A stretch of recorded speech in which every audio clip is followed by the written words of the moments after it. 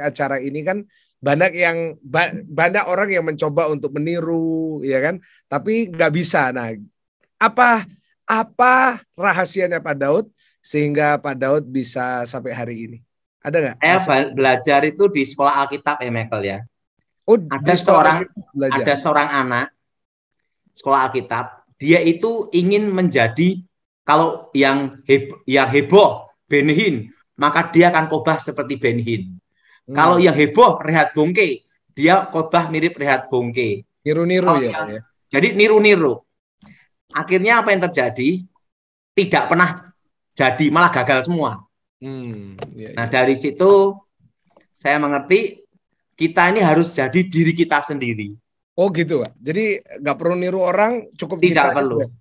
Tidak perlu. Jadi harus jadi diri kita sendiri. Mengalir aja udah.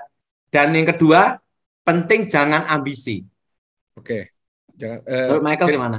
Yang pertama jadi diri sendiri, yang kedua jangan ambisi. Siapa? Dan yang ketiga motivasi. Ya. Ingat kenapa Alkitab itu dikatakan cerdik? Nah, cerdik seperti ular, tulus seperti merpati. Betul, Michael? Betul. Nah, arti cerdik itu apa? Memikirkan segala sesuatu yang negatif untuk mengatasinya supaya berhasil untuk dalam suatu hal. Nah, perlu Michael tahu bahwa kenapa Alkitab berkata kita diutus seperti di tengah serigala, betul? Ya, betul. Artinya kita ini harus berpikiran melebihi serigala kan? Artinya apa? Berpikir negatif. Ya, kita harus mengantisipasi, Pak ya. Berpikir negatif untuk mengantisipasi yang negatif itu. Dan mencari akal bagaimana supaya keluar, betul? Betul. Nah, maka Alkitab tidak pernah berkata tulus dulu. Kalau tulus dulu dimakan serigala, Michael. Nah, setelah cerdik, baru yang kedua, tulus seperti merpati. Nah, tulus seperti merpati ini, Michael, tulus ya. Artinya apa? Motivasi benar, tujuan yang baik, tujuan yang mulia. Gitu lah. Makanya arti cerdik dan tulus ini itu seimbang. Cerdik itu negatif, tulus itu positif. Nah, negatif di sini adalah untuk mengatasi semua yang negatif, yang terjelek secara otomatis supaya keluar yang terbaik. Iya. Karena kan dalam perang itu harus lihat 3, Michael. Pertama adalah cuaca, situasi. Ya. Betul, Pak. Cuaca, lihat apa? Situasi.